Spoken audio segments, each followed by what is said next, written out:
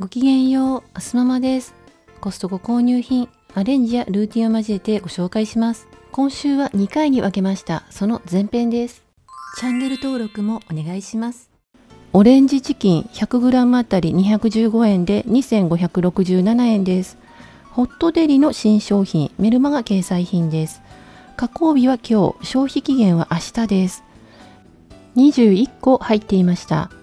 手羽元を揚げてからタレに絡めてあるのでオイリーで罪悪感はありますけれども美味しいです。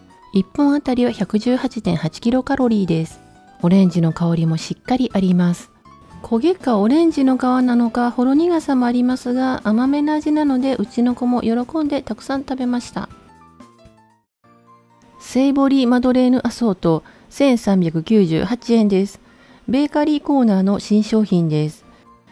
チェダーエメンタールマドレーヌとバジルパルメザンマドレーヌの2種類が16個ずつで32個入り。1個あたりは 43.68 円です。加工日は今日、消費期限は明後日です。長さは5センチくらいのミニサイズです。1個あたりは13グラムくらい。フレーバーによって違うと思いますが57キロカロリーです。ケークサレっぽい感じでしょっぱいマドレーヌです。チェダーチーズの香りも味わいもしっかり。バジルとパルメザンもしっかり。両方ともかなりしょっぱめです。我が家では評判はよろしくないのでリピはないです。ゴルゴンゾーラニョッキ 100g あたり172円で2542円です。デリカコーナーの新商品です。メルマガ掲載品です。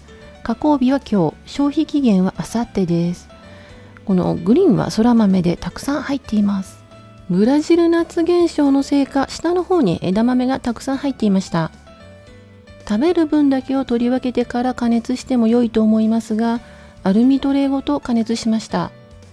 180度で30分なのでかなり長めです。ゴルゴンゾーラの香りがかなり広がるので苦手な人には辛いかもです。表面はグラタンっぽくいい感じにこんがりしていますが水分が多めでクリーム煮のような仕上がりです。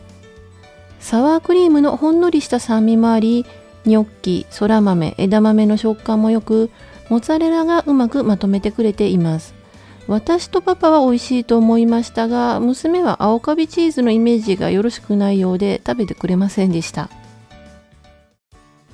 ダミーコイタリアンテイストセット1158円です。ドライトマトのオイル漬けと、アーティチョークのオイル漬けと、オリーブの塩水漬けのセットです。このメーカーのドライトマトはデザインボトルに惹かれて買ったことがありますが美味しかったです。原産国はイタリア。賞味期限は2026年の7月です。約3年です。気になるアーティチョークだけ開封しました。見た目はタケノコ。食感もタケノコに似ていますが柔らかいです。ピクルスと同じようにそのまま食べたりサラダにのせるのも美味しいんですけれども刻んでドレッシングやソースに混ぜたりもします。ビフィポルチーニ&マッシュルームソース 700g 1398円から300円オフは11月4日までです。原産国はイタリア。賞味期限は11月29日です。約3週間ですけれども開封したらあまり日持ちしないので小分けにして冷凍します。ポルチーニ茸の香りと旨味がしっかり。原材料に乳製品は入っていませんがクリーミーです。とろみはコーンスターチですね。濃厚なのにしょっぱくはなく美味しいです。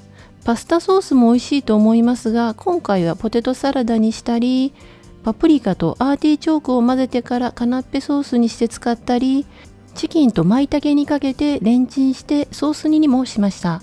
こちらのレシピはインスタに投稿しています。このソースはレモンの酸味との相性が良いのでレモンを添えるのをおすすめします。今週のお酒はサントリー瞬間凍結糖質 50% カットの梅と無糖レモンです。SNS キャンペーンでいただいたのでコストコとは関係ありません。フルーティーな香りとすっきり爽やかな喉越しで美味しかったです。メニューはゴルゴンゾーラニョッキ、フリルレタスとぐるぐるウインナー、ミニルバンロールのポルチーニ&マッシュルームソースカナッペです。